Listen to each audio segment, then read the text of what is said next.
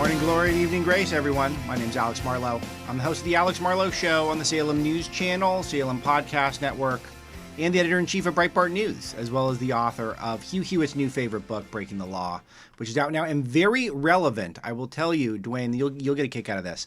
One of my favorite sections in the book is a mini profile of Mike Roman, one of the gentlemen who was just pardoned last night by President Trump, who unleashed a flurry of pardons. Some people I like, some people I don't like, a lot of people I'd never heard of, but Trump's pardoning them all because he's trying to get some justice for all of those people who were politically persecuted for various non-crimes that they may have committed trying to work and do good things for President Trump. But one of the guys, Mike Roman, one of the top researchers in America, who won the Georgia case for President Trump, and I explain all that in the book. I was very excited about that, and that's probably my only excuse to talk about it today, because it is a monster news day with the government taking the first steps to reopen. And ladies and gentlemen, this is good news for the Hewitt audience, the Marlowe audience, the Salem audience, because it is a full-fledged cave. The Democrats completely gave in. Now, they waited until they had a pretty good week last week, and it was kind of a sad boy show on Friday. And thank you, as always, to Hugh for having me fill in.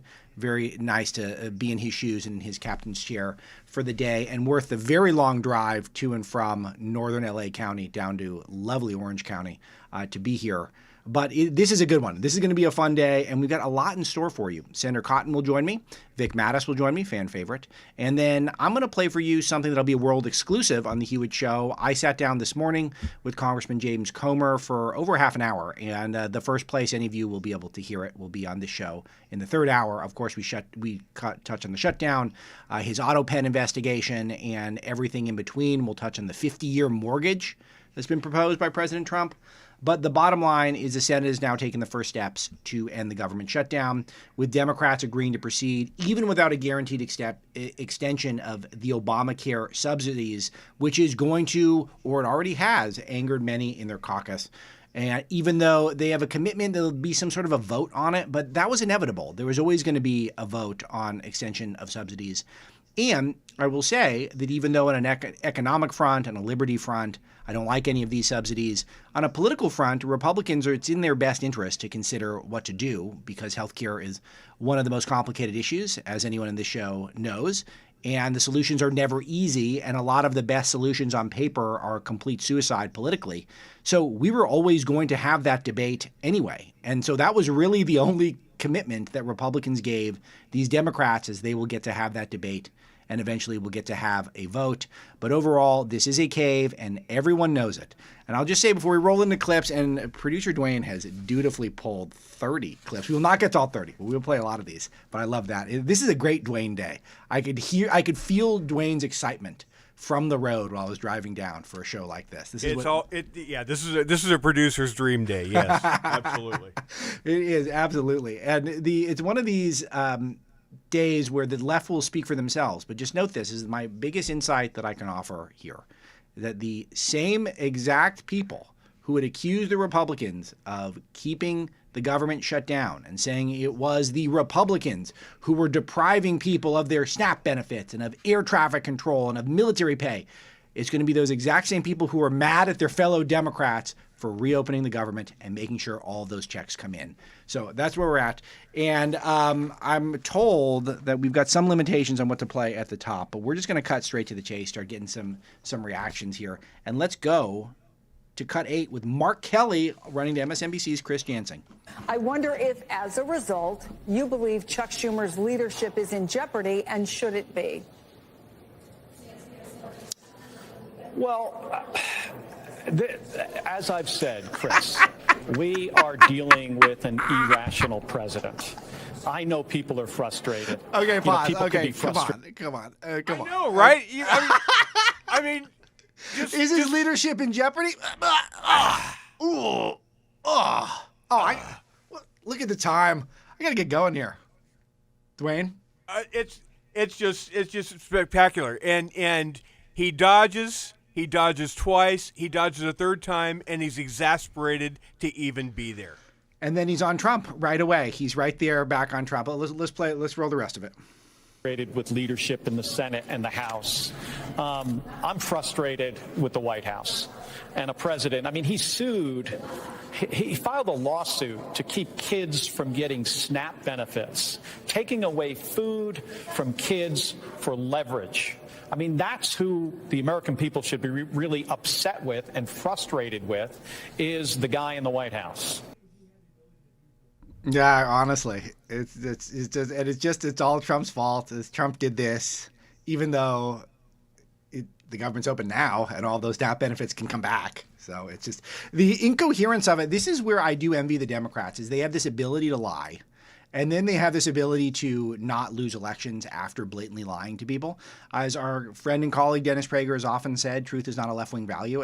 Could you sum that up even better than that clip? I mean, that clip just reflects it. It's all Trump's fault, even though the Republicans and now some new Democrats voted to restore the exact things he said were being withheld.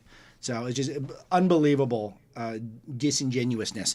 And I'll play more from Kelly, but I should mention who were the senators who caved. And we're going to have to do some – I'm good at watching clock, but we might have to watch clock today because this is too exciting. It's just too much fun.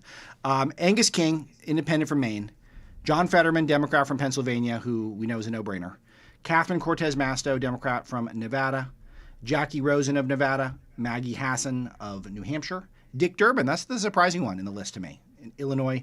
Gene Shaheen, New Hampshire, not a surprise there. Tim Kaine, Virginia, not a huge surprise. But what's interesting here, that Dwayne is dutifully noted here in the notes, none of these people are up for primaries in 20. They're not going to get primaried in 2026. No. So they're not in this election cycle. They're either retiring or they're at least an extra election cycle away.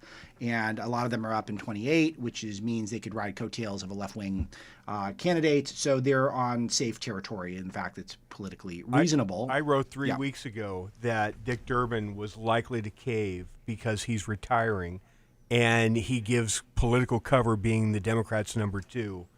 And he's impervious. It doesn't matter what the fever swamp does to him. He's done. He's checked out. He's done. Yeah, that's really interesting. He also, though, I'm still surprised, though, Dwayne, that he is retiring because he's hitting he just hit 80, which is usually that's where peak performance kicks in for Democrat lawmakers, is once they crest over 80, that's where the height of their powers really manifests, and they can really do the good that they've been waiting to do for the previous 40 years they've been in elected office. But really noteworthy. All right, Mark Kelly, let's play some more. Let's play cut 9, please. There's a lot of frustration out there among rank-and-file Democrats about the strategic way this was handled. So let me ask you very directly, do you support Chuck Schumer to lead Senate Democrats going forward? So, Chris, again, we found ourselves in a situation. I got to give a shout out to Chris Jansing, who's not great, but I'll tell you, we have a mutual friend who's a wonderful person. It makes me think she can't be totally insane. And that was great because you recall the first question that I played 5 minutes ago. And Kelly does not answer, makes it about Trump, hems and haws. I don't think he's particularly bright, Kelly. That's one of the things about astronauts is it's one of those professions where I don't think you can tell. I think we assume they're all geniuses, but they might not all be geniuses. Some of them might be geniuses, but some of them might just be really sturdy, robust, and there ambitious. Literally was a monkey that was sent to space. Yeah, we're not talking about Mark Kelly. Like, we're talking about a different guy.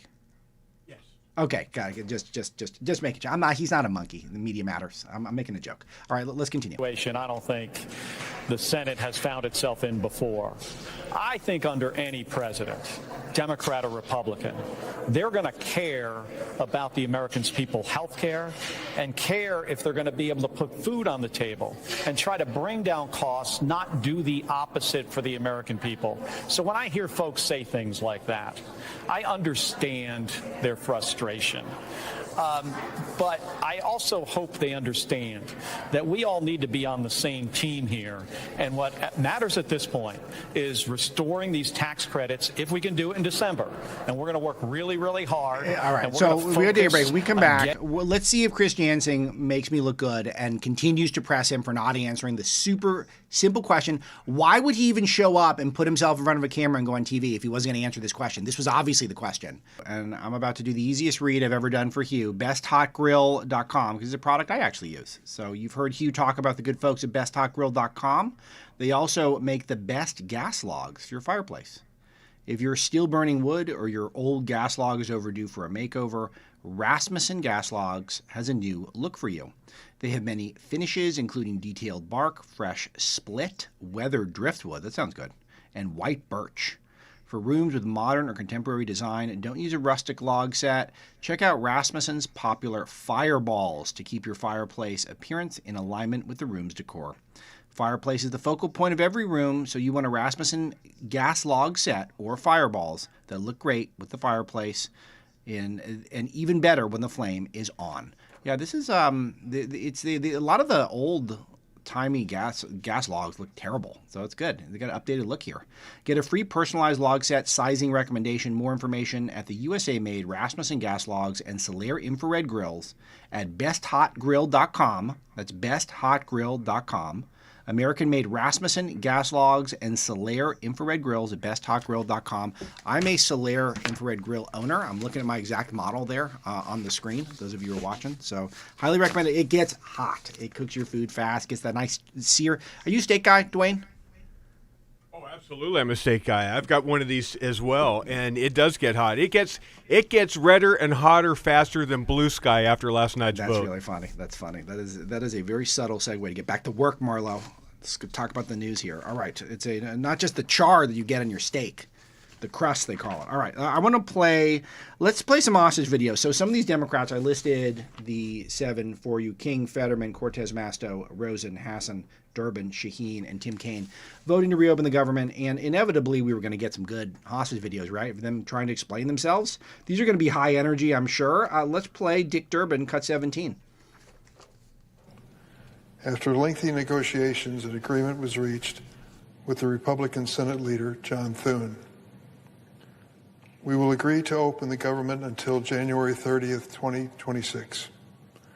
During that time, we will pass 3 bipartisan appropriation bills that will fully fund SNAP, WIC, and all the veterans programs, and finish our work on the remaining spending bills for this fiscal year.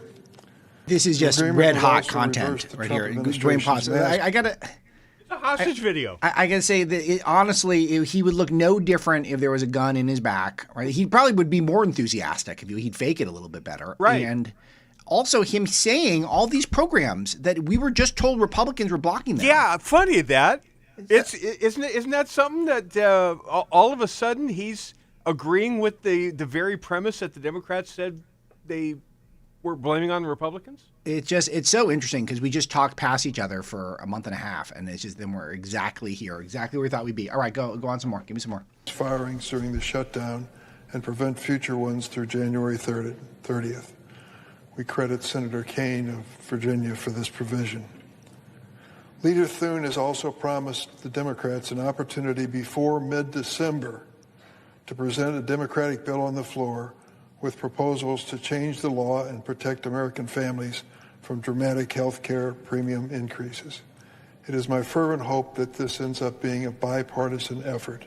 It would be such an achievement of the Senate to finally return to that status. I've served in the Senate for 29 years, and I've never seen that kind of offer from a Senate majority. During the historic roll call last night, I walked across the aisle and met with Senator John Thune, the Republican leader. I told him that I was counting on him to keep his word on this agreement. He assured me he would. The fate of this effort depends on both the Senate and the House of Representatives. He's not talking about anything. He's just talking about they're going to get a vote. They're going to have a discussion about stuff they're already scheduled to discuss. So he's got nothing. And could you imagine if you're a citizen of Illinois, how inspiring that could be for you to have such a leader such as Dick Durbin? He's reading from a paper. You can't help but wonder, what is he even thinking about? Is he even present on a mental level? I don't know. All right, let's play some of Tim Kaine. Do you have a preference between these two you got for me, Dwayne? The first one. Let's do that. Joining us now, Morning Joe. Democratic Senator Tim Kaine of Virginia. He is one of the Democratic senators who voted yesterday in favor of a deal that could reopen the government this week. Senator Kaine, thank you as always for joining us this morning. I want to ask you this to start. We've been talking all morning. There are a lot of Democrats very unhappy with this decision. Reverend Al Sharpton was just saying that he's heard from a number in the party as well. So let's start there. What is your message to Democrats today who feel like, hey, we were winning the politics of this shutdown fight? Already he clearly there's no one. He doesn't have Jasmine Crockett's team because like the haircut is just completely all over the map. I'm fine with the gray hair, let's be honest, but he's all over the map. Definitely not one to hit the gym, but I just can't. Whenever I see Tim Kaine, I always wonder if you could poll Americans who pay attention to politics, how many of them remember that he was recently the Democrat nominee for vice president? That happened recently. In the last decade, he was the nominee for vice president. Is there someone who could achieve that level of notoriety in American politics and still walk through an airport without a single person recognizing him? I don't think there is. I think he's the guy. He was the Tim Walz of Al Gore's. He's even less memorable than Walz because Walz had all those awkward moments. Like Walz cut a very sort of neutral figure initially, but when you got to know him, he did have some wacky ideas, some wacky hand gestures, and he did give a good speech. He had a great convention speech, Tim Walz did. It was the one thing that he did right, but Tim Kaine, just nothing about it was memorable at all. All right, let's play some more. Trump's on his heels for the first time in this term. Why make a deal now? Well, look, I was voting with the Democrats for about 40 days as I was campaigning around Virginia, trying to help engineer a big electoral win last Tuesday that went well. But when I got here after that election, it's like, okay, we're nearing 40 days in, and where are we? And here's where we were. No path to fix the Affordable Care Act with the government shut, because the Republicans said we won't even talk about it until you open the government. And SNAP recipients, 45 million having their benefits cut with even the contingency fund about to run out. That's where we were. No path to an ACA fix. Pause. That is literally that last 25 seconds. That is word for word what a Republican would say. We're not going to negotiate Obamacare until the government's open, and the SNAP benefits are not coming back unless the government's open. So you guys got to vote to open it. We're voting to open it. It's exactly verbatim what Republicans were saying 40 days ago. It's not his fault because he was out campaigning the last 40 days, and he just got back from Northern Virginia. That's it. He just got back from the 45-minute drive in. Go ahead. SNAP recipients suffering and a whole lot of other problems. So what did we get? What we ended up getting is we fixed SNAP, full year funding, robust funding, undoing some of the damage that the reconciliation bill did to SNAP recipients. And we are on a path, not a guarantee, but a path to a major floor fight in the U.S. Senate about fixing the ACA without the background noise of all of the shutdown consequences drowning out that existential fight. And I got one more thing. I demanded that the White House give some protection to federal employees. So I got them to agree. All the furloughed employees come back with back pay. All the recently RIF'd employees. Okay, but they're going to do that anyway because we're not politically suicidal. It's just nothing. They got nothing. Reporting live from a train wreck, a figurative train wreck, though, and that is with the Democrat Party, who don't know what to make of the fact that 7 of their colleagues voted with Republicans to reopen the government, and they've done it by getting nothing. They got nothing in return, so everything we've been told over the last 40 days is a total lie, and we can't let them forget that. They lied to us for 40 days as they kept the government closed, and then lo and behold, they were the ones who opened it, and they got nothing in return, and we should hang that around their neck, figuratively speaking, for a long time. More in a second, but first, President Trump is doing what no other president has done before. He's holding Big Pharma accountable for ripping off the American people. But Big Pharma and its army of lobbyists are working overtime to keep Americans paying the world's highest prescription drug prices. They've already hiked prices on hundreds of medicines this year while flooding us with billions in misleading ads for drugs that we may not need. Worse yet, Big Pharma pushes government mandates designed to stack the deck in their favor. The goal in Washington is simple: escape accountability, block free market competition, and jack up outrageous prices. That means more government intrusion, bigger profits for them, and higher costs for families and businesses. Conservatives for lower health care costs warns the Big Pharma agenda would stick Americans and employers with billions in higher premiums and drug costs. President Trump isn't backing down. His administration is cracking down on drug companies that gouge Americans and mislead patients with obnoxious advertising. Meanwhile, conservatives in Congress are introducing reforms to stop big pharma's gains that block generics, block generics and keep prices high. Join us in rejecting big pharma's agenda. Visit pharmawindfall.com today. That's pharmawindfall.com today to help lower drug prices. All right, Dwayne, we're going to right into it with the clips. I've been resisting this for a half an hour, and that's all I can do. We got to hear from some of the Democrats melting down. Let's hear from the independent Bernie Sanders, who had pinned the Democrat Party on him. Cut 18. Tonight, 8 Democrats voted with the Republicans to allow them to go forward on this continuing resolution. And to my mind, this was a very, very bad vote. What it does, first of all, is it raises health care premiums for over 20 million Americans by doubling, and in some cases tripling or quadrupling. People can't afford that when we are already paying the highest prices in the world for health care. Number 2, it paves the way for 15 million people to be thrown off of Medicaid and the Affordable Care Act. Studies show that will mean that some 50,000 Americans will die every year unnecessarily.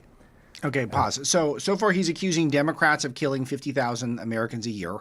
And just the optics of how he's walking towards the camera while he talks about the oligarchy and walks towards the camera and moving his hands side to side, because if you move your hands side to side, it means you know what you're talking about. Who is this? I guess it convinces some people. Some people really like this guy. Is that a geriatric 6'7" thing? Yeah, that is a 6'7". That's what it is. It's the. By the way, this cut was mislabeled. You should have labeled it cut 6'7". You labeled it cut 18. All right, let's continue. All of that was done to give $1 trillion in tax breaks to the 1%. As everybody knows, just on Tuesday, we had an election all over this country. And what the election showed is that the American people want us to stand up to Trumpism, to his war against working class people, to his authoritarianism. That is what the American people wanted, but tonight, that is not what happened. So we've got to go forward, do the best that we can to try to protect working class people, to make sure that the United States not only does not throw people off of health care, but ends the absurdity of being the only major country on earth that doesn't guarantee health care to all people. We got a lot of work to do. But to be honest with you, tonight was not a good night. Thank you. Oh, you're welcome, Bernie. It's so disingenuous. Just goes back to all those generic talking points about how bad this country is. All right, so Julie Roginski, who was, you guys probably recognize her from Fox. She's been on MSNBC a lot. She gives a lot of fiery political commentary. I know we're not going to get through the whole thing, but let's play cut 32. Let's start this cut. Let's go back, Julie, to what we heard from Bernie Sanders, which is you're going to throw maybe 15 million people off health care, according to a study. 50,000 Americans may die as a result of being uninsured. There's probably 20 million who will see at least a doubling of their premiums. It's going to be not just people on ACA, but also Medicaid. So is the option for Democrats either, at least some Democrats, either that the Republicans may take the blame for this, or you continue to let people not get paid and people who need help get help. This is going to be clumsy, but let's pause it. Her reaction's unbelievable. It's very clarifying. You guys are not going to want to miss it, but we do have to pay some bills first. When we come back, you're going to hear what the Democrats actually accomplished from a less partisan person here. It's going to come in and lay it out exactly all they got for all this.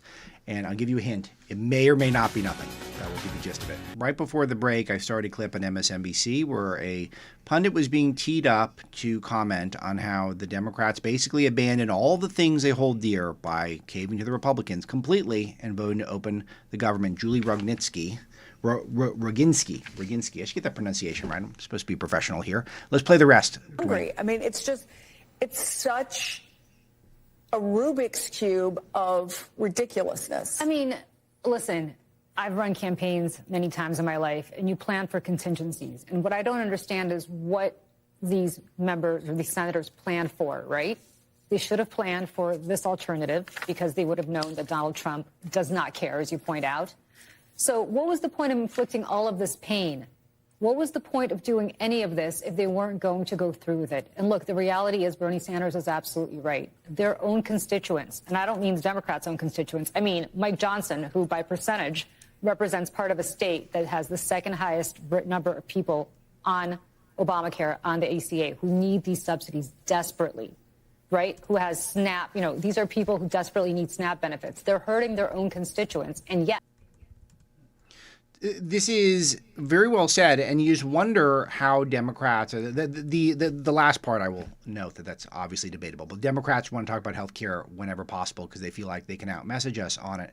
But this was the thing that I think those of us in top radio world were discussing the whole time. It's like, where are they actually going with this? Because eventually they're going to have to open it up. They have no leverage. Trump can just continue to do the parts of the agenda that he can, and they just sit there and do nothing. And obviously Trump is going to be able to win that messaging war, considering how discredited the media is.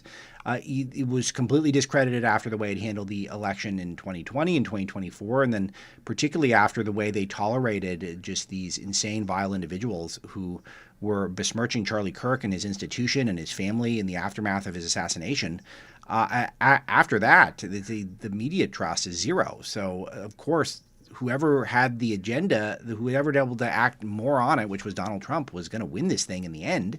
So were they not prepared for this at all? They have no message that they can put out there now, other than that we're going to get a vote on stuff that we were going to get a vote on before. It's just both sides look so bad. They look so bad. Both sides of the Democrat party. The Republicans all look good today, but the Democrats just look terrible because the base got nothing, so they lost. And those who voted to cave, they don't have any message to put out to their constituents. And media who claim that this was all a Republican shutdown. Where did they go? She just admitted that it was their plan. It was the Democrats' plan to inflict pain. Yes, that's right. The Democrats were the ones who were inflicting the pain. Everyone knew it was the Democrats, and yet they said, well, we'll just blame it on the Republicans because it's worked in the past. But that was pre-Donald Trump, certainly pre-Charlie Kirk assassination. That type of stuff is just not going to go with the American people anymore. You have to be a deeply committed, you have to be a J. Jones voter, not just a Democrat voter, but a guy who will vote for a Democrat who fantasizes about dead Republican children. You have to be that level of partisan to not see through this thing. And even then, I think the smart people always saw it. We got more from her. Let's play the other clip we got here, 31. Should Chuck Schumer go? And yet, yes, Chuck Schumer should go. I'm sorry to say Chuck Schumer should go. I voted for him many times. I am ideologically quite aligned with where he is as a senator, but he's no longer capable of running this caucus. He's no longer capable of leading the Democratic Party. I am a I am an establishment Democrat, and I'm here to say that Bernie Sanders is much more in line with where I and many other Democrats are today than Chuck Schumer is. And, if you would have asked me that 5 years ago, I would have laughed at you. So that just to underscore exactly how furious Why didn't you bring popcorn? Democrats are today for putting... See, what people are missing here is that she's actually, you can see her hand slide her business card across the table with a note that says, get this to AOC right now. I'm ready to go. I'm ready to campaign for you. Baby, we're going all the way. We're taking out Schumer together. This is the thing that Schumer felt like his only move to avoid an AOC primary was to go in on the shutdown. And then now where is he? Now he's just a loser and he's still going to get primaried. So that's where I feel like I used to respect the Democrats more. And now I've lost respect for them because I used to feel like they've worked out these calculations ahead of time. And now I don't. I think they really are winging it. They're not good chess players anymore. They're really playing checkers. All right. I got some Chris Murphy. Let's get into some of this. Cut 19, please. One of the most loudmouth senators there is. Let's see what he's got to say. The vote hasn't closed, but it looks like 8 Democrats have joined Republicans to vote for a temporary reopening of the government for about 2 months, but a bill with no protections to stop the coming healthcare disaster in this country caused by Donald Trump's premium increases, nor any provisions to meaningfully stop Trump's corruption and his illegality. You can see how tired I am. I've been here all weekend, have been working throughout the past few weeks to try to prevent this moment. After the elections on Tuesday, it just became absolutely clear that the American people do not want Democrats to be bullied into submission. They want Democrats to fight for their health care. They want Democrats to fight Trump's illegality. Bullies gain power when righteous people yield in the face of their wrongdoing. I didn't want this shutdown. I want it to end, but not at any cost.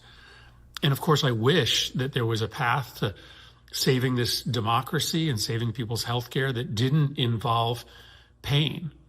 This shutdown hurt. The subtext of all this is that his own buddies were the ones who voted for this. Like, we were just lied about this whole thing for 40 days and 40 nights.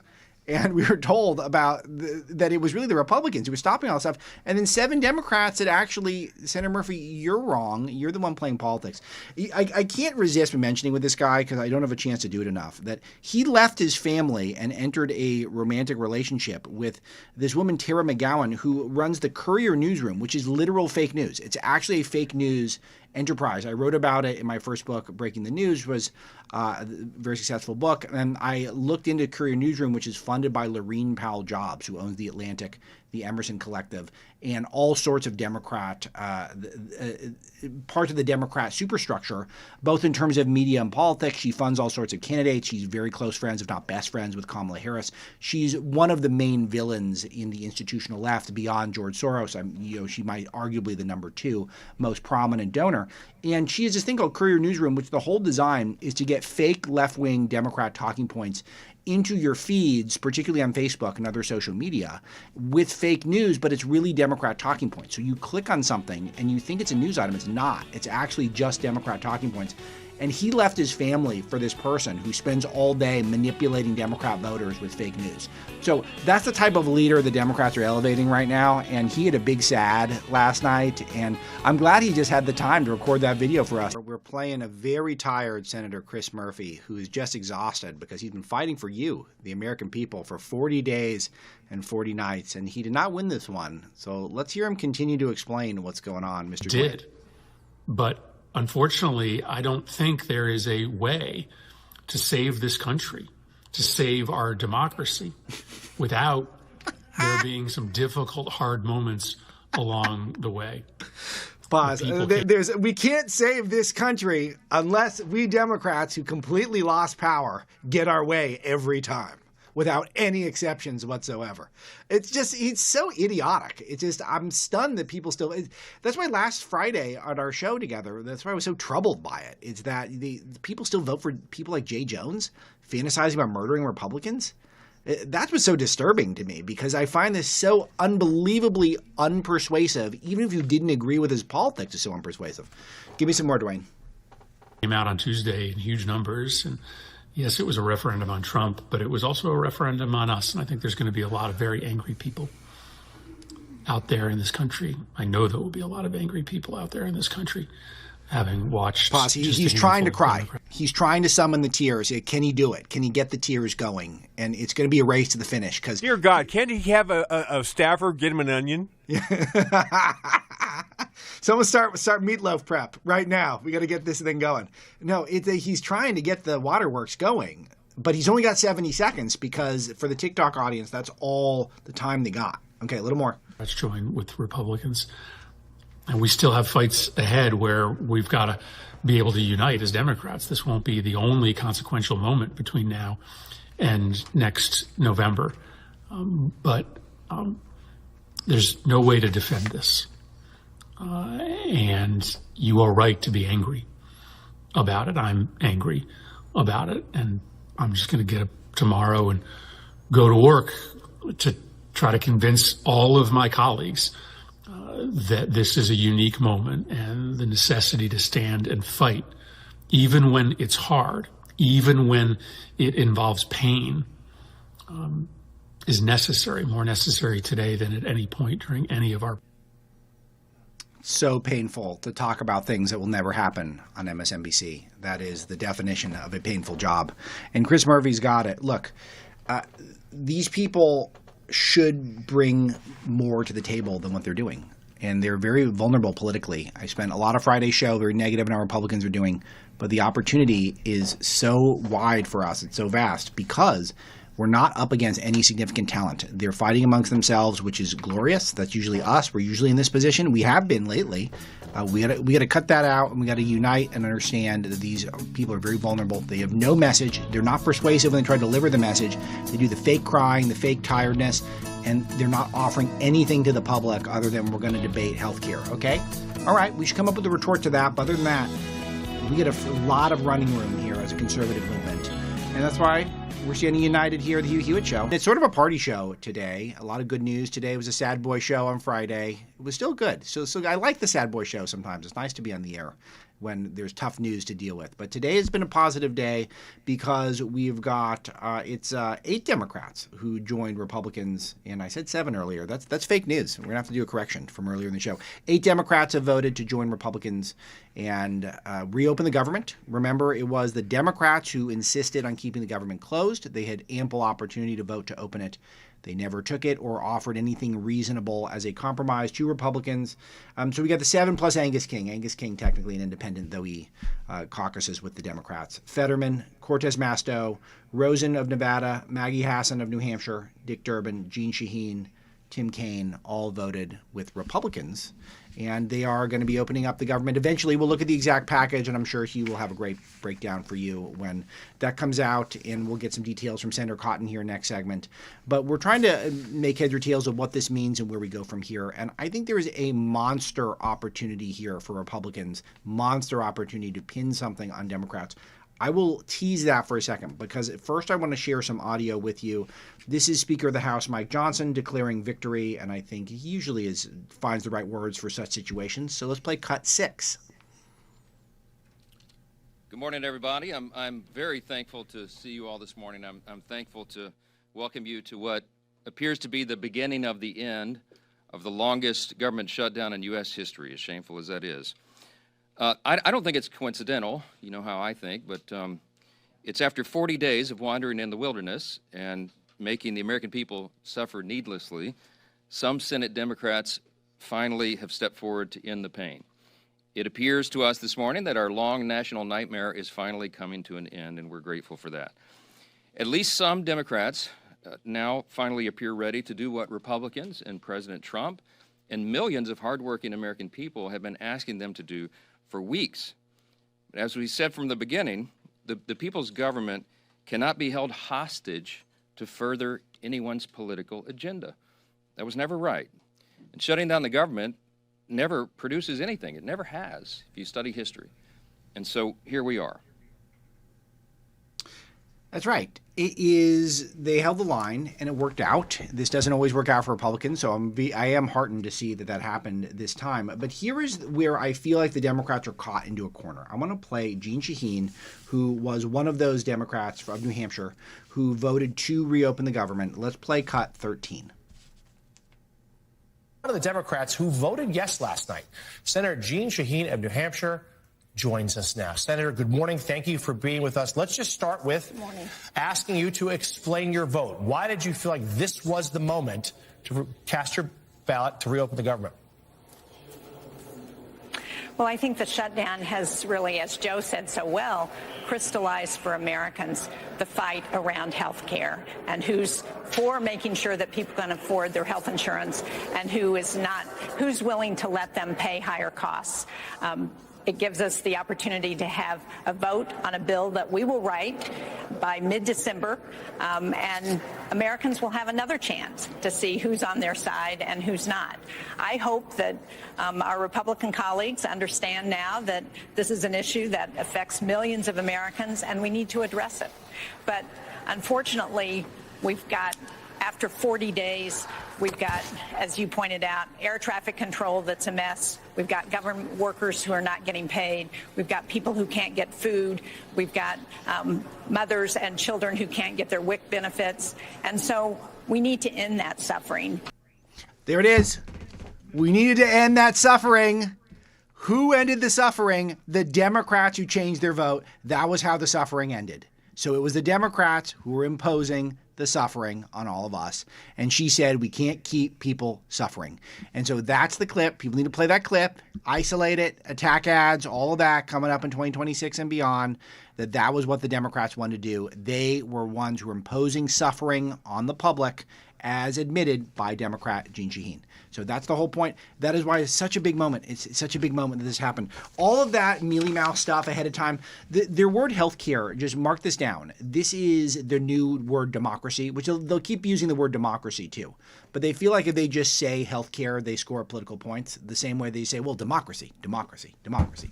even though the Democrats hate democracy. I have a whole chapter on it in Breaking the Law, the Hugh Hewitt endorsed book. They despise it. They rig their own primaries constantly. They don't allow for the Democrat process to play out virtually ever unless they are assured they're going to get victory. But they use the word democracy and they think they get political points. They're just going to keep using the word healthcare to try to get political points as well. And we got to be on guard for that. We got to figure out a way to message around it. But all the stuff that she said that she got from Republicans, that they're going to get a vote on healthcare, it's not true. All of that stuff would have come up anyway. Republicans were completely prepared and are completely prepared to negotiate with Democrats to try to figure out the most Americans get the best healthcare possible. It is a mutually there's mutual interest in that. How to go about it, that'll be up for debate, and we will debate it. I'm sure he will cover it robustly. But the key point in that exchange right there was her saying, I voted to end the suffering imposed by Chuck Schumer, because he's afraid he's going to get primaried.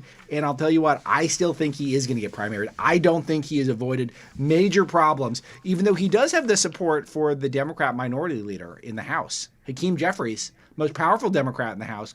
Let's play cut one, Mr. Dwayne. Some Democrats in your own caucus are suggesting Schumer is ineffective as Senate Democratic leader and should be replaced. You, of course, are critical of this deal. Do you view him as effective, and should he keep the job? Yes and yes. Ooh, that's a robust yes. He is effective. But why would he go out on that limb? Because I feel like a lot of the knives are going to come out for Schumer now. They're going to scapegoat him, and I think a lot of the Democrats are going to put the knife in him. I think, figuratively speaking. Let's play cut two. And so House Democrats and Senate Democrats have been fighting hard to address the Republican health care crisis and to lower the high cost of living for everyday Americans in the United States of America. Because just a quick tip, Dwayne. This is something I do with my children whenever I feel like I can't get their attention. What I will do is I start speaking in staccato language while I move my hands at the exact moment I start a new phrase. Hey, it worked for Obama. It absolutely did. It absolutely did. So Timo Obama, he's got to copy the master. And I'll tell you, it sticks in your brain. When you see it, you think, wow, I got to watch this. This is just mesmerizing. It's hypnotic to see it. It worked for William Shatner.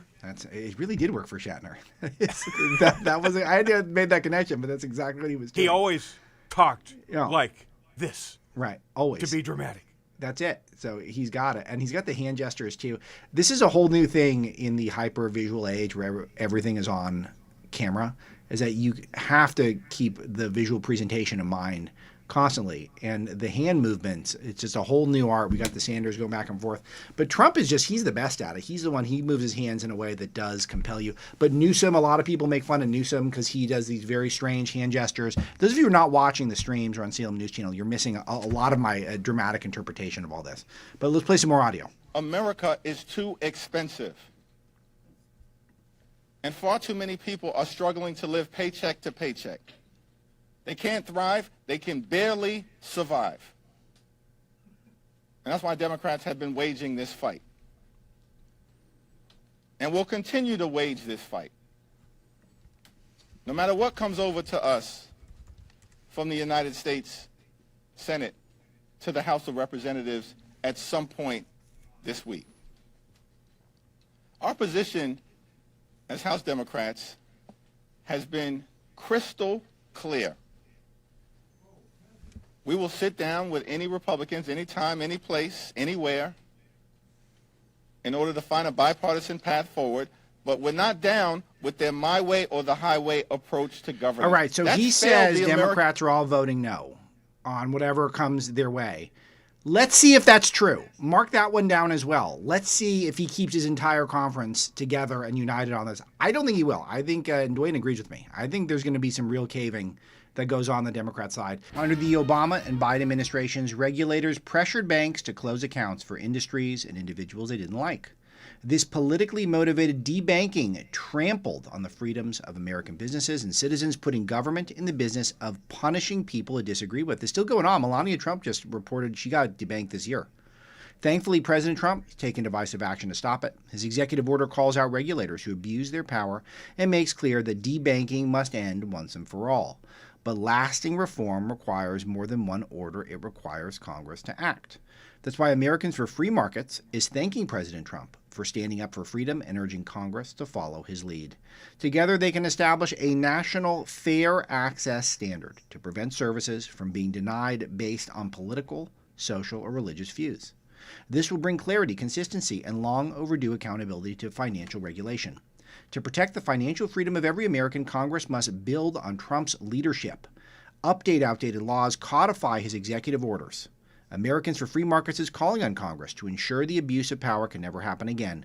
Learn more at forfreemarkets.org. That's FOR freemarkets.org. Do we have the senator, or do I get to play Harry Sisson first, Dwayne? We're playing Harry Sisson. This is one of the Gen Z Democrats who is highly touted as the voice of a generation and an online troll who is just using to cause all sorts of content for us at Breitbart and Salem. Go ahead. Well, there you have it. Democrats just caved and bent the knee to Donald Trump and the Republicans. The government has been shut down for 40 days, and one of the main things that Democrats were asking for is an extension of the ACA subsidies so people have affordable health care that they can access. And the Republicans left it out of the bill, and we agreed. We agreed to that. People's premiums were doubling, tripling. And now the agreement is that we hope Republicans vote on it in December, which doesn't even guarantee a vote in the House. It is pathetic. And let me be clear, not every Democrat voted with the Republicans, so I'm going to read the names of the Democratic senators who did. You have Hassan from New Hampshire, Shaheen from New Hampshire, Fetterman, of course, from Pennsylvania, King from Maine, Kane from Virginia, Cortez Masto from Nevada, Rosen from Nevada, and Durbin from Illinois. Republicans are the reason for the shutdown. They're the reason that healthcare prices are going to skyrocket for over 20 million Americans, but Democrats just allowed them to do it. We allowed them. We bent the knee. We caved. It is pathetic. No, it is wonderful, Harry. He's fired up. How many takes do you think that was?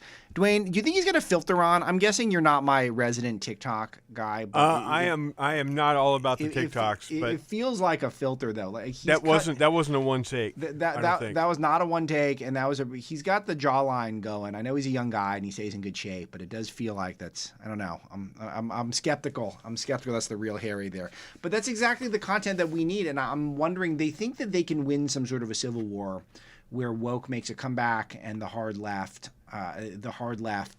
is able to be ascendant again in the Democrat Party. But they really need people to stand up and say this was actually reasonable, that all this stuff was asked and answered by the American people in November of 2024. And they decided they're going to give the Republicans both Congresses and the presidency, and the Republicans were virtually just extending Biden-level spending for a few more weeks so more negotiations could take place.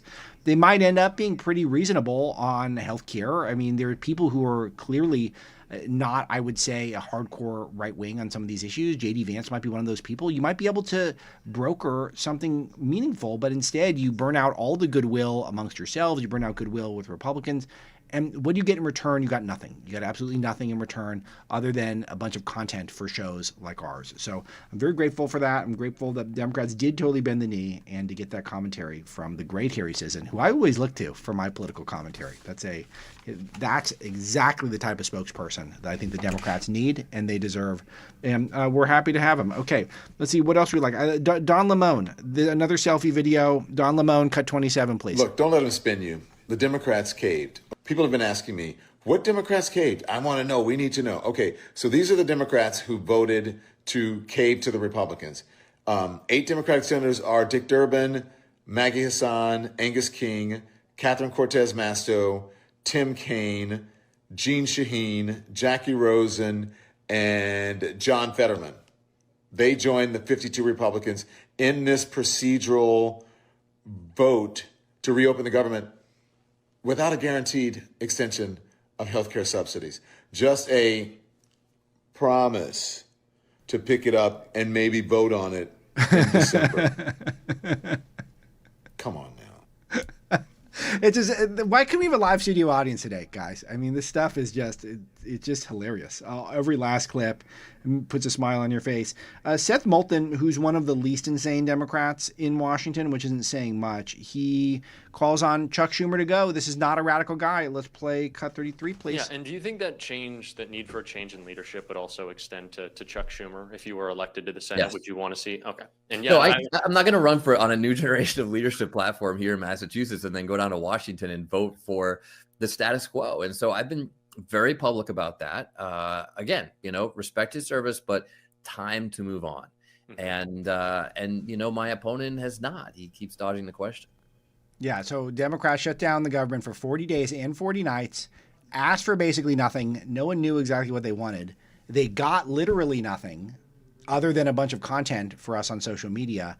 And then the call is we're going to replace Schumer. So who do we replace Schumer with? Do you think he's thinking someone that is more moderate, maybe someone who's an outside-the-box thinker, maybe someone who could bring something new to the table? So, or is he thinking someone more radical left? AOC replaces Chuck Schumer in the Senate. Then who knows who assumes the leadership role? And we're certainly not going to get a new type of Democrat. Yeah, do we want to bring the senator in because we got 2 minutes in? Okay. Senator Cotton's here, so we're going to dive in with him. Senator, it's great to have you on the Hugh Hewitt Show. It's been too long. It's nice to speak with you. And I just want to get your sense of what the thinking was, any surprises, why this thing wrapped up finally last night. Well, Alex, first off, let me just apologize for getting to you late. I'm sorry about that, but we're engaged in the end game here to try to get the government reopened so people can get back to work and get paychecks and get their food stamp benefits and stop worrying about their flights being canceled. I think the real world pain has just started to accumulate, Alex. The president has done his best to try to insulate the American people from those hardships. But ultimately, you just start running out of money. You start running out of legal authority. People get exhausted. You've seen that at air traffic control towers around the country. You've got working moms out there who are struggling to buy food for their families because the food stamp money has run out at the Department of Agriculture. And a handful of Democrats have finally said that they're willing to take the slings and arrows from their left-wing base and go forward to fund the government. And frankly, Alex, there's a lot more than 8 that wanted to do this, but most of them are afraid to cross their far-left radical base. Yeah, do you think as this plays out, you're going to get more Democrats peeling off, particularly on the House side? I doubt it, Alex. I think we're probably 60-40 last night. I was just in some conversations earlier, which is why I'm running behind. But I think we're going to be able to move this out of the Senate in the next few hours, and hopefully Speaker Johnson can pass it on Wednesday. But it's hard to see many Democrats over there. I mean, the House minority is always the most partisan of all the parties in Congress. But, as long as we pass it and send it to the president on Wednesday, then that means this senseless shutdown is going to end and the American people can know that their government is getting back to work on their behalf. So I want to ask you about any of the political machinations that we need to know about in this audience, but also I played a clip earlier of your colleague, Senator Shaheen, saying she voted to end the suffering. Does that imply that the Democrats are the ones imposing the suffering on the public? Senator, I've got 2 big ones for you. The first one is what I posed before the break, which is the Democrats saying they voted to end the suffering. Does it imply that the last 40 days, when they consistently voted against opening the government, that they were the ones imposing suffering on the public? How could it imply anything else, Alex? If they're talking about the suffering and the hardship that moms have faced paying for the grocery bills without their monthly food stamp check, if they're talking about the hardship that air traffic controllers are facing, continually going to work without being paid, with colleagues calling in sick, putting more strain on them and therefore on the system, what hardships are they talking about? And who's caused the shutdowns? The Democrats who voted 15 times to keep the government closed. And what have they gotten from it? Alice, they've got nothing. Zero. Nothing that we weren't happy to provide on September 30th. They want to have a debate about health care? We'll have a debate about health care. Obamacare has made health care unaffordable. That's why people are seeing double-digit increases in their premiums, not because the Biden-Obamacare COVID bonuses are expiring. It's because of Obamacare and its failed structure. That's why the price of health insurance has been going up for 14 years in America. But they got nothing out of this failed 6-week government shutdown other than imposing all those hardships on the American people. I'm glad that few have come to their senses and are willing to stand up to their radical left wing. I commend them for that. 3 of them did so all along. I commend them as well. But I hope that many more Democrats will realize this is no way to govern. They shouldn't be shutting down the government, taking hostage all of those paychecks, all of those benefits, the public services the people reasonably expect for their tax dollars the next time we have a government funding deadline. All right, Senator. So you teased the other big question, which is about the Affordable Care Act, Obamacare, and I want to just get a sense of what the nature of the debate is, because the Democrats that caved, saying they saved face by getting a commitment from you guys to discuss healthcare costs, which I think you would have anyway. I think that's pretty obvious, but that's what they were saying. So what is this nature of the debate that's going to take place? What's really on the table, and can you handicap things for us?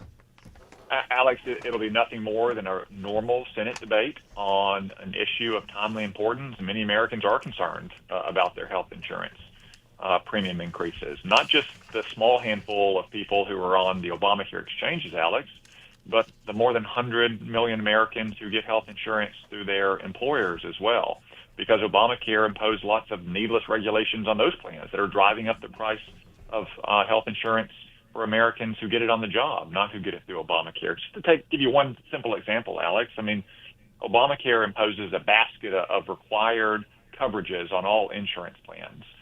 But the American people have very different needs. Your needs are very different when you're in your 20s and single, when you're in your 30s and 40s and you have young kids in the house, and when you're, say, in your 60s and older and you're an empty nester.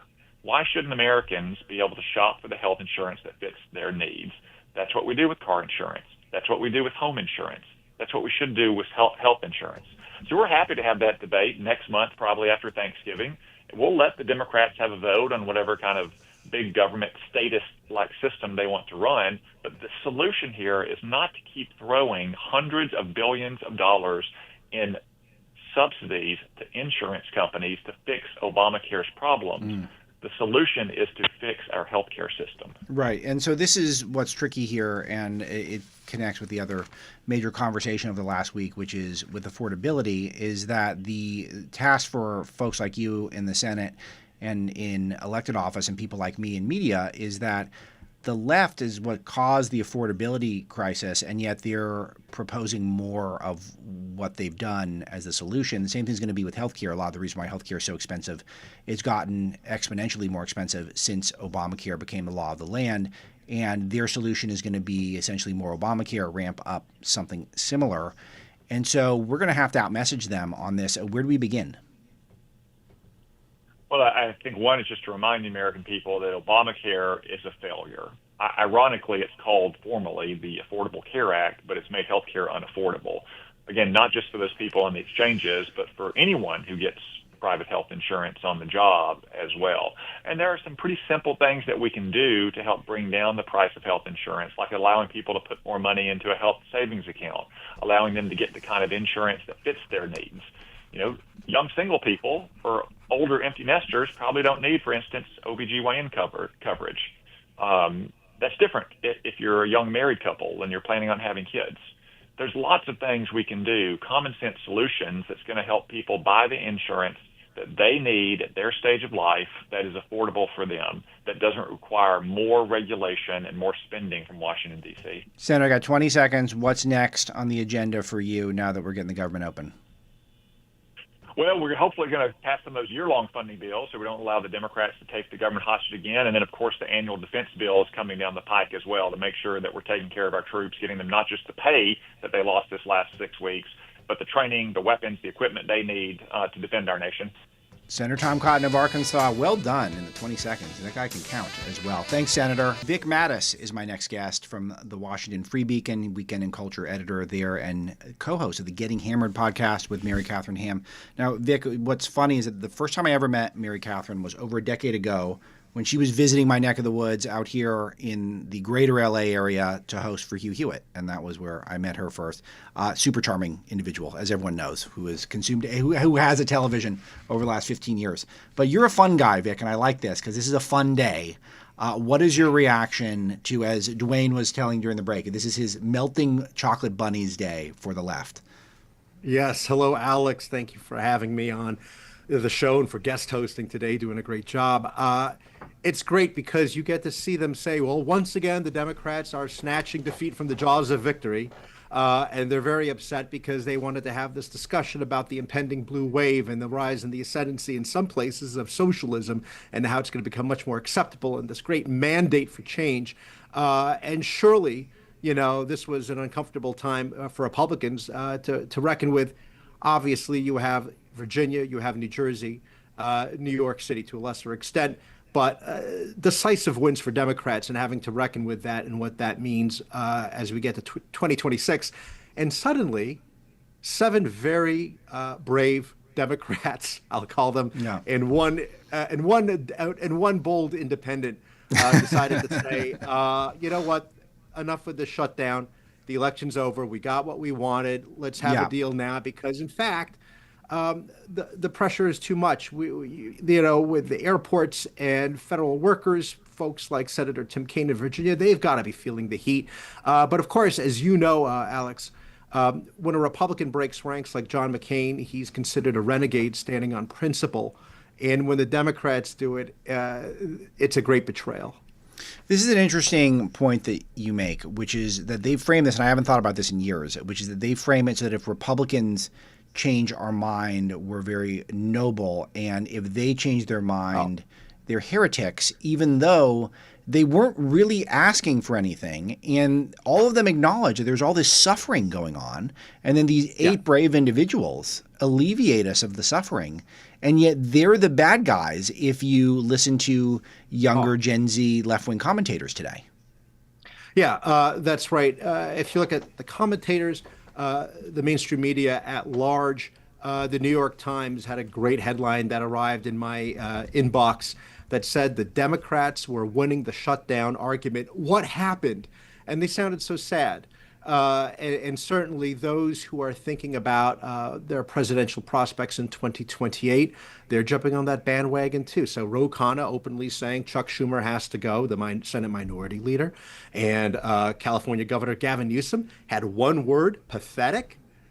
So they're clearly going to exploit this for their own personal gain. But as you mentioned, what was the plan? And Angus King pointed this out today. He said, what was your alternative? What was the end game for holding out this long? And what it exposes is Democrats were perfectly fine to play games, certainly with the American people and with SNAP and with federal workers and healthcare, because they think this was working to their advantage, and the mainstream obviously sides with them. When Republicans in Congress end up being involved in a shutdown, if they're not in power, they get blamed. And if they are in power, they still get blamed. And it is quite puzzling, as you mentioned, because the Democrats, what they really wanted was, on the one hand, they're saying Republicans pull all the levers. They have the powers of, the legislative branch and the executive branch. And at the same time, all we want them to do is enact our Democratic agenda, as if Joe Biden or Kamala Harris were president. Yes. And that's absurd. And they're talking about the killing of Obamacare. They're not killing it. They're ending pandemic, subsidies. Yeah, exactly right, from the pandemic era. No, of course. So where do they go from here? Does Chuck Schumer have a political future? And this is the whole thing that it was so clear to, I think, most of us a month and a half ago, which is they had no end game. They had no exit strategy, to bring back a phrase from yesteryear, that this was kind of probably how it was going to end always. So then what's next for them? Yeah, it's not actually looking good for the older establishment. As you know, in the House side, Nancy Pelosi, she's retiring. Chuck Schumer, everyone keeps on talking about. They won't let it go. They keep on talking about him getting challenged by Alexandria Ocasio-Cortez. And he's not going to want to face that. I mean, it's going to be their version of what people talk about, the Tea Party type reckoning that happened after Obama, and having this sort of a cleaning of the House among Republicans. And for Democrats, it's going to be much worse, because you have the Abigail Spanberger types on the one hand, and then you have the Zoran Mamdanis on the other. They can't actually coexist, I think, and one is going to want to dominate the other. And I do think that progressives have the edge over here. So, again, even Hakeem Jeffries, they're watching over their shoulders right now. I think they're all worried about getting challenged. Yeah, it's something that's exciting and a big opportunity for us, but it is a little scary when they think of Hakeem Jeffries and Chuck Schumer is not left enough. All right, Vic, I'm going to do something selfish because you wrote a whole book on vodka, how a colorless, odorless, flavorless spirit conquered America. Now, I'm an occasional vodka consumer, and I'll tell you, I've got a pretty good palate. And I want to get your take on gin because I feel like gin is just vodka that was ruined. Yeah. And I'm the only one who has this opinion. Everyone, it's very trendy to hate on vodka online. I think, why would you drink gin when you need perfectly good vodka and just ruin it with a bunch of botanicals? Like, it's just terrible. But you're the pro. You tell me. I have to tell you, Alex, the more I researched and wrote about vodka in my book, the less of it I drank. And then I started to discover the other spirits, namely gin. I am now a huge gin person. I don't have a problem. I know. And I don't have a problem with gin drinkers. Some of my best friends are vodka drinkers, I should say. So, no. Derek Brown used to say, if somebody preferred vodka, he would say, "Do you like flavored vodka?" They'd say, "Yes." He goes, "Great. Let me give you this gin." But no, there's nothing wrong. Vodka is the most wonderful mixable spirit. You can put that on anything and it works wonders. You're not going to put gin in a Bloody Mary.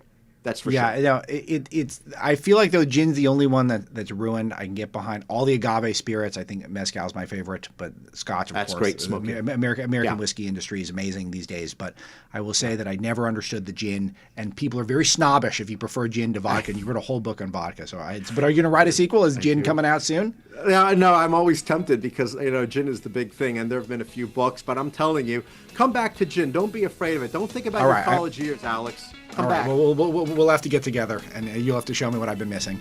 All right. Definitely. Thank you, Dwayne, for indulging me. That was really important. And thank you, Vic Mattis, Getting Hammered podcast with Mary Catherine Ham and his work at the Washington Free Beacon, which I read every day, just about. Dwayne, are you a big adult beverage guy? I'm guessing no. That's my guess. No, and it was never really a thing other than I just never liked the taste of it. Yeah. Well, there are a lot better ways to use your time. But it's nice to, if you take it seriously, you don't want to blow all your calories and all your brain cells on total waste, and it's good to be informed, like our friend Vic. So good. Absolutely. Yeah. If you're going to get toasted, Vic's your guy. Yeah, know what you're doing. Know what you're doing. All right, Consumer Cellular. Let me ask you: have you looked at your cell phone bill lately? How much data are you really using compared to how much you're paying for? And what about those hidden fees, surcharges, and rate increases that just seem to creep up? Be proactive in times of uncertainty. It's time to check your bill and then check out Consumer Cellular, where you truly get savings without sacrifice. It only takes about 20 minutes to switch, and right now you'll get $25 off when you use promo code HUGH25. Just call 1-800-411-4454 or visit consumercellular.com/Hugh. New customers get a $5 credit on their first 5 monthly invoices. And here's something for our 50-plus listeners. 2 unlimited lines for just $60. It's only $30 per line. Unlimited. It's an easy way to better manage your cost of living and cut down on essential expenses. So don't wait. Get real savings without the sacrifice. Use promo code HUGH25 today or call 1-800-411-4454 for Consumer Cellular. Yeah, I feel like where we're going from here with this shutdown debate is we have some real opportunity to be able to share with the American public where the Democrats are at in terms of their delusion and their almost deranged thinking. That they could simultaneously vote to keep the government closed and then blame any of the negative results on Republicans. And now some of them have admitted that's exactly what's going on. It's important to save those clips, snip them, and use them as leverage in the future because we need leverage because they've got these tricks up their sleeves where they just use the word healthcare, they just use the word democracy, and they're able to turn people out. And as they proved last week, their superstructure, their infrastructure, their ability to have AstroTurf, I don't buy their grassroots, but their AstroTurf ability is second to none, and we can always assume that they've got a strong hand until they prove us otherwise. Even in the case of the shutdown, they always had the worst hand. That was very clear. We've seen it in the last couple hours of the show. We've gone through piece of evidence after piece of evidence to suggest that that's the case. But don't underestimate them because they're going to come back. They're going to have a lot of energy. And if they can elect a guy like Jay Jones, then there's no guarantee for what's going to come in the next primary season. We got a historic opportunity here to either lock in a lot of those gains that we all achieved, whichever part of the conservative movement you're a part of in 2024, and lock those in 2026, or we can spend the next 2 years doing all the impeachment nonsense as we watch woke make a comeback. And that is not something I'm interested in. I can tell you, dollars to donuts, Hugh's not interested in it either. Neither any of our colleagues on the Salem Dial and the Salem News Channel, not even producer Dwayne. Even though Dwayne would like the content. I think there'd be a lot of good content for Dwayne. So he'd be okay. He'd do the best out of all of us. But we're rooting for this country, rooting for America, our constitutional republic. Nothing like it, best it's ever been, but we got to fight for it each and every day. I got a special thing to share with you today. So over the years, as I've filled in for some of my friends at Salem News, be it Charlie Kirk and Hugh, they've always been very kind to let me use some of the content I create on those shows on my feed, the Alex Marlow podcast feed. Well, today we're doing this in reverse. This morning, I taped the Alex Marlow show with Congressman James Comer from the Republican Oversight Committee, and someone who is one of the top investigators, if not the biggest, most important investigator that we've got in Washington, aside from maybe, I guess Pam Bondi might count there, but just about the most important investigator we've got. And we sat down for a long time, almost 30 minutes, I think, in total. We covered a lot of ground, from the shutdown to the auto pen to all sorts of scandals in between. I even get his take on the 50-year mortgage that was proposed over the weekend that Trump is trying to get done for people. And I told him, I think I want to play some of this on the Hugh Hewitt show today. And he gave that a big smile, thought that was a great use of his time and mine. And that's what I'm sharing with you today. So Congressman James Comer here, world exclusive, on the Hugh Hewitt show with me, Alex Marlow from Breitbart News. Let's get into it. Big news today to start the show, Congressman. It appears as though the Democrats are caving on the Senate side and the government is going to reopen. I want to get into the details of what's happening and then have a check on what was accomplished, big picture takeaways. But what is your understanding of the terms of what it looks like a total surrender from what I'm able to glean from the reports? You're exactly right. It's a 100% total surrender. The Democrats gain nothing. They put a big percentage of the American people through a lot of unnecessary pain. We've had airline cancellations, delays for the last several days. We've had people worried about paying for food. We've had federal employees that didn't get paid at Thanksgiving time and Christmas time when they're supposed to be worried about paying for Christmas presents and food for their families, all for nothing. This was a political stunt. It backfired. The party that shuts down the government traditionally is the one that has to open the government back up, and they traditionally get nothing in return. And that's what the scenario is here. They wanted to wait. Chuck Schumer, I guess, and Obama got them to wait till after the election on Tuesday in those blue states at New York City. They held the line in those blue states. So I guess there's some moral victory there. But at the end of the day, the taxpayers took it on the chin and the American people took it on the chin because of this Democrat shutdown. It's interesting because if Republicans message correctly on that last point, I think that's actually very powerful, is that they kept the government shut down, which did inconvenience a lot of people, a lot of flight cancellations. And it was just so that they could win some off-year elections to ensure they would win it. In elections they should have been able to win anyway. I definitely want your takeaways from what you observed last week in a moment, but it really was as cynical as politics get for that to be the exact timeline. Yeah, look, the Democrat morale is low. The left-wing base of the party is the one that matters. They're the ones that determine the fate of the Democrat Party. If they are unmotivated, they don't turn out to vote. And the Democrats were able to keep that far left-wing base of their party motivated through the election with the intent that they weren't going to budge.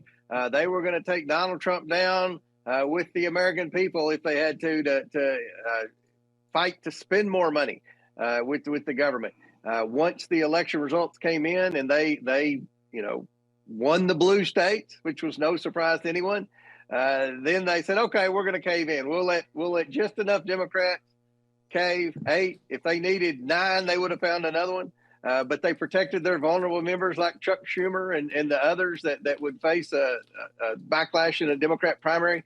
And they voted to reopen the government for nothing. They got nothing out of this. They said they're going to get a vote on Obamacare. There was always going to be a vote on Obamacare. And what the American people have hopefully seen. That's a very interesting. Could you elaborate? Sorry to cut you off mid-flow, but I really want to get some emphasis on that because even I wasn't aware of that. Yeah, I mean the exact framing. The subsidies were set to expire on Obamacare, which is a failed Democrat healthcare takeover. The American people are seeing that this is a failed healthcare policy, what Obamacare was. It's created where there are winners and losers. If you're on Obamacare, if you got expanded Medicaid, you're a winner. That's a good deal. You either get healthcare for free or at a big discount. But the other half of America has to pay for the people that are on Obamacare. And they're paying more. Small businesses are struggling to pay their healthcare premiums because people get it at a discount or get it free. So this was set to expire. They were always going to have to vote on it. We'll eventually have to vote on something in the House. So the Democrats didn't get anything. And this is just a false media narrative saying that the Democrats, oh, well, at least they get a vote on Obamacare. Again, there was always going to have to be a vote on Obamacare at some point. And the reason no Republicans voted for Obamacare to begin with, and this dates back to before I came to Congress, was because, it was never going to work out. You can't subsidize a percentage of the American healthcare system and then give another percentage free healthcare and then make the final 40% have to pay for the other 60% at a huge inflated price. And that's what's happened. And that's why we need to be focused on getting people off Medicaid, working people. That's where the working requirements come in. Get people that look like you and me off Medicaid, which is free healthcare, into the workforce and have an employer pay their healthcare. But the employers can't do that because of Obamacare. Yeah, this is really noteworthy because it's very tempting. Congressman, and forgive me, I forget when you got to Congress, but I'm old enough to remember when we spent the entire first year of Trump's first term trying to fix healthcare with some really good ideas. And then when it all failed, we had zero political momentum. The border was wide open, and it just this historic opportunity had just gotten off to a horrible start. But this is one of the top issues in the country. I would say affordability. We'll get to that in a moment. But obviously, healthcare is always up there amongst the most. I mean, even I got a surprising healthcare bill yesterday. Kind of ruined my Sunday. It's just this happens to a lot of families. So what are the plans? Is there a plan that's in place to try to solve this thing? Unfortunately, no, there's not a plan. And this is something that, honestly, Congress should have been debating and talking about months ago. And everyone knew that these subsidies were going to expire. And that's where we are now. So I think that what you're going to see is you have people like Rick Scott that's going to make proposals. Other senators have made proposals. There have been Republican proposals in the past. But again, this is a crisis situation. Everyone's healthcare premiums are going to go up significantly because Obamacare was paid to the insurance companies. The insurance companies, they're very difficult to beat. They make a lot of donations to members of Congress on the key committees like Energy and Commerce and Ways and Means, the committees that actually dictate healthcare policy. They love Obamacare because they've been able to make record profits. And I think that the healthcare companies are going to take it out on the American people, whether you're on Obamacare or not. They're going to spike up prices. Remember, there aren't very many healthcare companies left.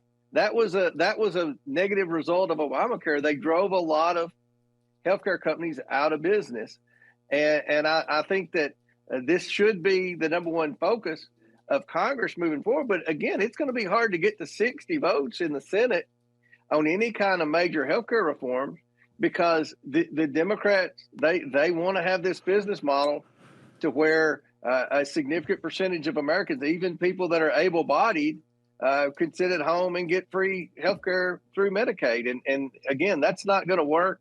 I think it's going to take more than a few weeks to try to come up with a healthcare solution. But again, that's where we are. And it's a huge problem in America that Congress needs to address, and the president needs to be very active on it. Okay, so all right, let's pause it there for now. We'll come back with more from my exclusive with Congressman Comer, but very noteworthy. So they spent all this time grandstanding. Just remember this, that theoretically, these people in our Congress are supposed to be representing all of us. And on important issues like healthcare, you would think they would spend some time actually coming up with a plan to address healthcare. No, they're not. They're just spending time grandstanding, trying to keep the government either open or shut, whatever they think is going to score them the most political points.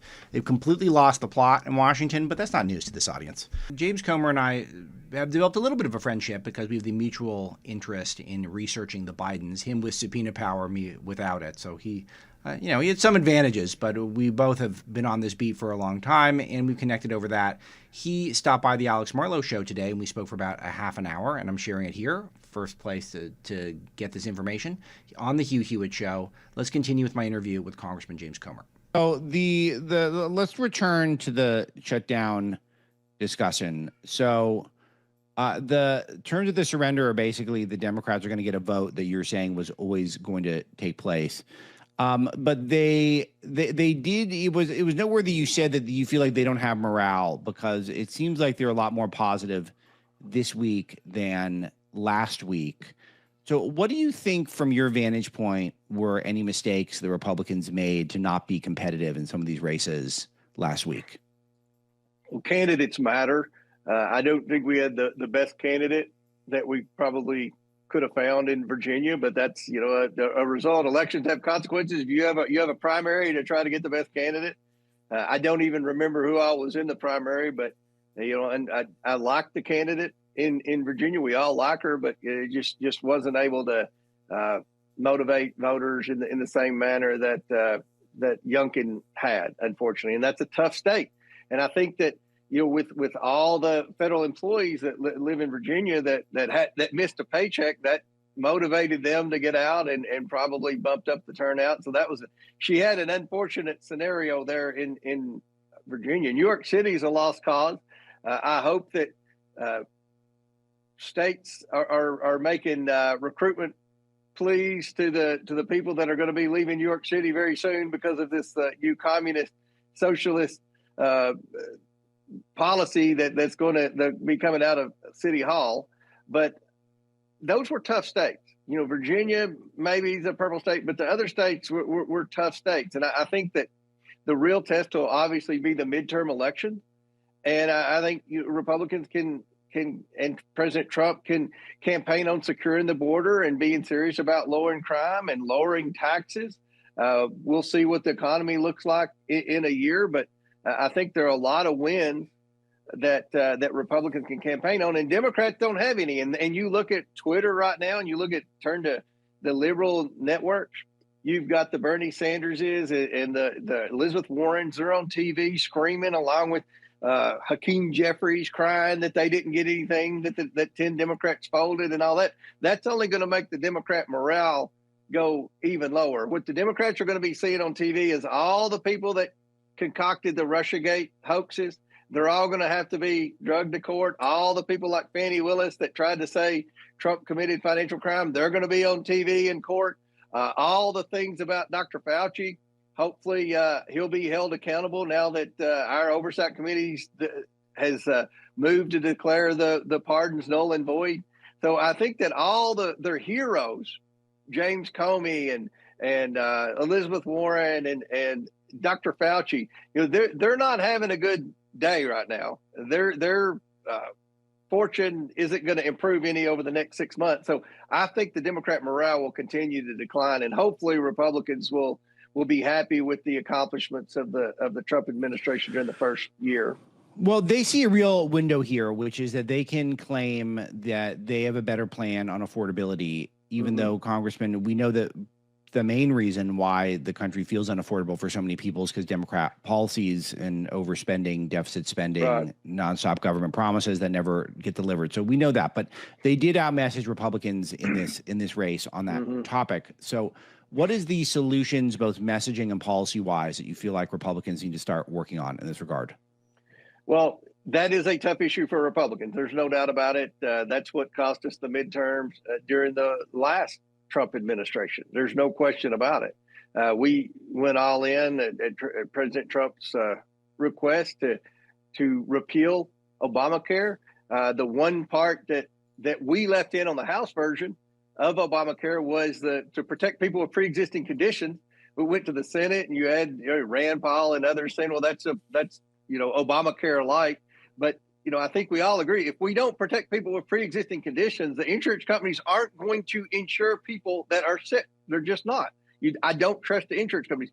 So that pre-existing language has to be in there. and I just want to caution every Republican out there, that is going to remain in anything that I think will get enough votes to pass to protect people with pre-existing conditions. The Democrats tied that around our necks in the midterm election. Yeah. And the House version protected people with pre-existing conditions.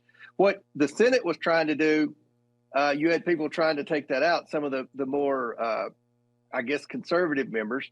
So we've got to have a healthcare policy that protects people with pre-existing conditions, but also focuses on lowering the cost of healthcare. And that's, you've got things with pharmaceuticals, you got, certain things that I think insurance companies are overbilled on. There's room to negotiate, but again, it's there are going to be winners and losers. If you've been on Obamacare, then you like it because either you're getting healthcare for free or at a steep discount, but the other half of America has paid for it. And the reason we have trouble in states like Kentucky getting people off Medicaid and into the private healthcare system is because the cost, if you go for an employer plan, the employers have to pay so much for that healthcare.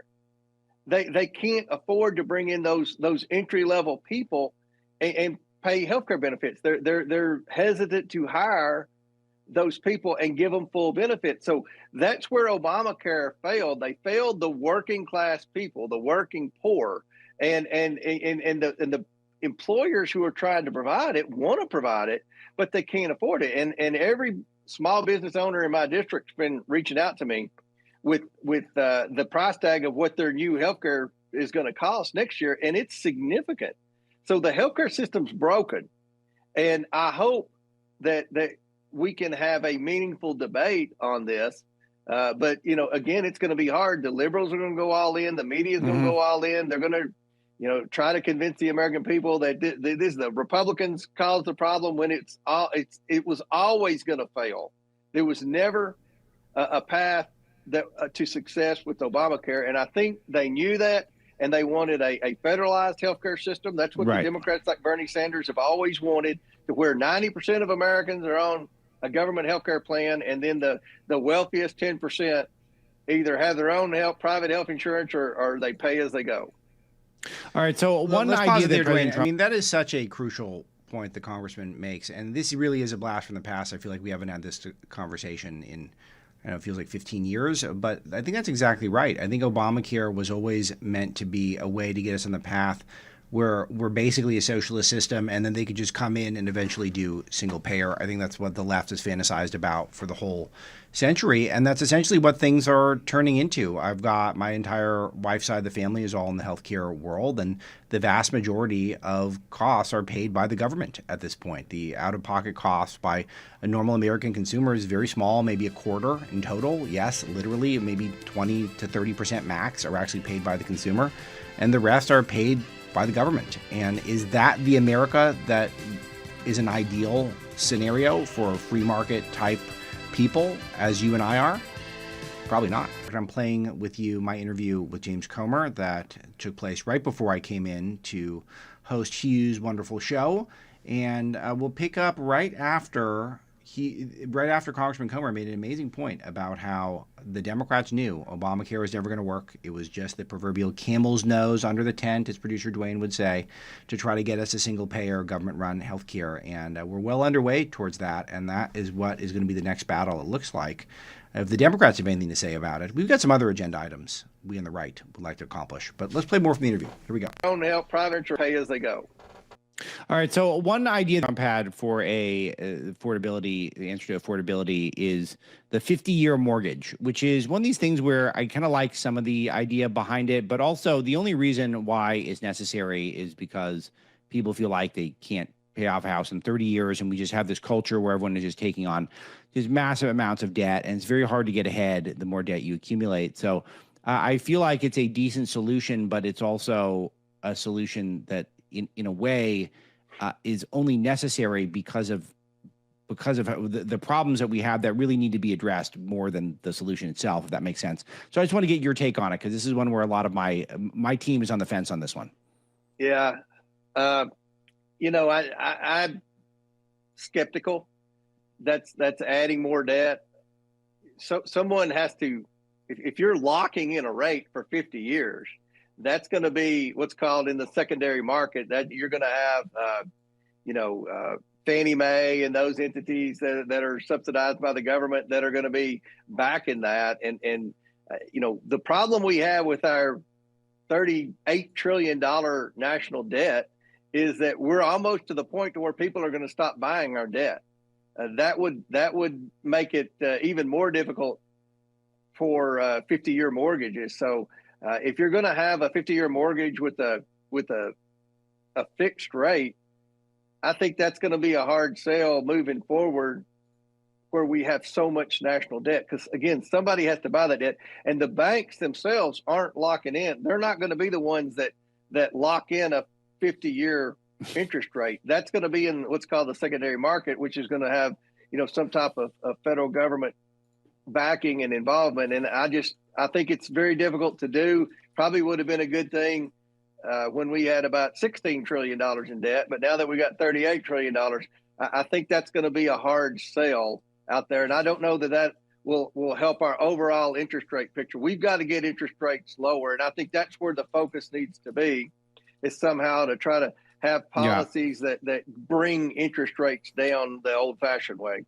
Yeah, it's interesting. It's good analysis, and it is an economic question ultimately. But I feel like President Trump wants to do something politically because he sees that the affordability issues are going to jeopardize his legacy if solutions are put forward. So I like that they're trying to put forward solutions, but it does feel like this is. We've been doing this sort of thing where we keep saying, well, can we take on massive amounts of debt to get us out of our problems? And it just doesn't seem like that's working very well. No. Overall. Okay, so the Congressman, next one. Wait, I want to comment on this for a second here, because I think this is really important. This is a brand new idea that President Trump's got. And I got an email, aloha@alexmarlowe.com. I'm trying to work this thing out in real time. If you guys have a steel man take on why we need this, send it my way. And if you don't, if you feel like this is a terrible idea, then let me know. Also, because if you think about it, if Congressman Comer is right that this is just going to end up being the government lending more money, that always gets abused. They always play favorites, and it always makes it so that normal Americans end up holding the bag for people who are less responsible with money. I have sources. I've run this down within Washington since I did the interview, and they're very mixed, even those within sort of broader MAGA world. So I don't know if everyone loves this as an idea. They think maybe it's not going to be the best idea. It's funny. I think I saw a Babylon Bee meme of Dave Ramsey basically having to be hospitalized after hearing about this. Just the amount of a guy who says basically you just pay down your mortgage as fast as possible. Now we're talking about you won't pay it off. Like if I took on a new mortgage now, what if I refinanced against my house? Maybe I could pay it off. I'm about 120.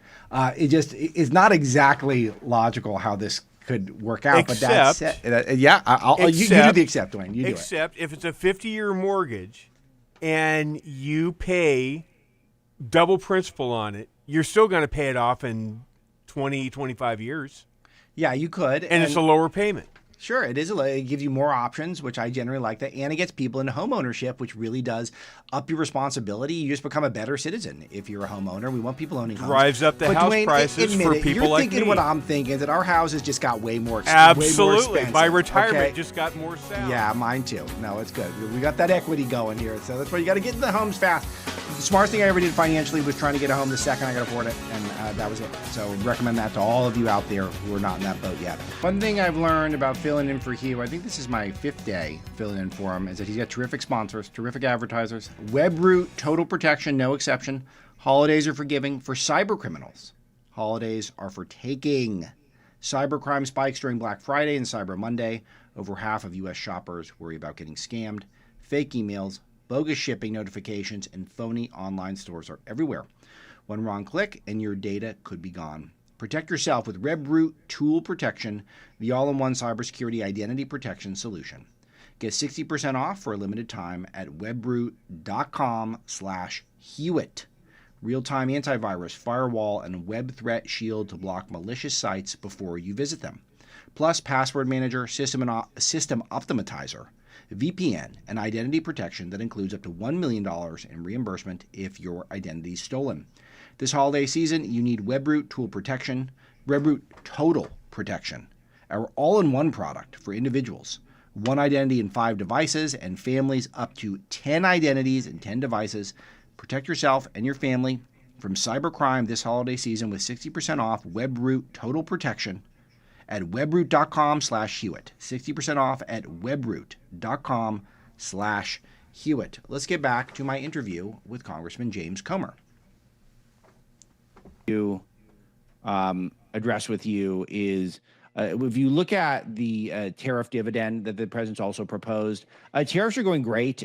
Is the dividend, though, is this a stunt, or is this something that could be really a meaningful part of the agenda to get some more money back in people's pockets? Because I just feel like it's a cool headline, but I feel like, these things are never exactly what the top line headline turns out to be. I agree with you. Look, tariffs were supposed to be for either leverage for the president to renegotiate better trade deals or to force manufacturing of critical industries back to the United States, critical industries that are vital to our national security, things like semiconductors and chips, things like food production, pharmaceutical production. I think there's support in Congress for tariffs if Republicans believe that the tariffs serve one of those two purposes: either leverage to try to negotiate a temporary solution to give the president leverage, or to force manufacturing back of pharmaceuticals and things important to our national security. But if the tariffs are for raising revenue to then turn around and give back in the form of dividend, I don't think there's going to be a lot of support, honestly, in Congress from the Republicans for that. If the tariffs bringing in revenue, that should be paid debt. That should go for our debt, not in some type of redistribution. So, again, I think we would support the president on tariffs for leverage on trade deals, or to on certain industries. If clothing or shoes can be made cheaper in China, that might not be a bad thing. But we don't need to depend on China for anything important to our national security, any type of technology. That needs to be made in the United States. So if we have to put tariffs on that to force these companies to open up plants in the United States, I think we support that. We want our pharmaceuticals made in the United States. Doesn't matter how much they cost. We don't want to have another Wuhan, China, like we did with COVID. That needs to be in the United States. So there's where the support is. I don't honestly think there's going to be a lot of support to continue having tariffs and then use that money to turn around and give dividends back. I think that kind of defeats the purpose of having tariffs, to be honest. Yeah, I think when you look at debt and the way Alexander Hamilton would talk about it, you think, well, maybe I'm not a debt and deficit hawk. But then you see what's going on here is you realize it's just very addictive politically to keep spending, and no one ever stops. And I am getting increasingly concerned about this as I become an older man, Congressman. So is there anyone in Washington who you feel like is sanguine on this issue? Because it does feel like everyone is just in a race to spend the most, to gain the most politically in the short term. Most members of Congress want to spend. There's no question about that. And there's very little discipline to try to rein in spending. Like, this continuing resolution is a compromise when you have members of Congress that want to spend more money and members of Congress who want to spend less money, and you have to compromise to get 218 in the House and 60 in the Senate. The compromise is a continuing resolution where you keep spending at the same level. And the same levels are still $3 trillion too much in an annual basis. So that's the irony of the Democrats shutting down the government, because they wanted to spend even more. Yeah. When Republicans shut the government down, it was to spend less. So we fought a lot of losing battles over spending less. And you can be like, Thomas Massey in the House and not vote for anything, but you've got to have the government has to be open, and we have to go with whatever we can go with that gets 218 votes. And unfortunately, it's very difficult to significantly cut spending, which is what we need. I mean, significant spending cuts. Yeah, good. All right. So, let's have a fun one. Let's get into a fun one. We haven't any updates in a few days, but you take the laboring oar on investigating the former president of the United States, Joe Biden's auto pen. Where are we at on these investigations? And my audience, I have not talked about the auto pen in couple of weeks at least. So you can catch anyone up on where you're at with this and what you're looking forward to.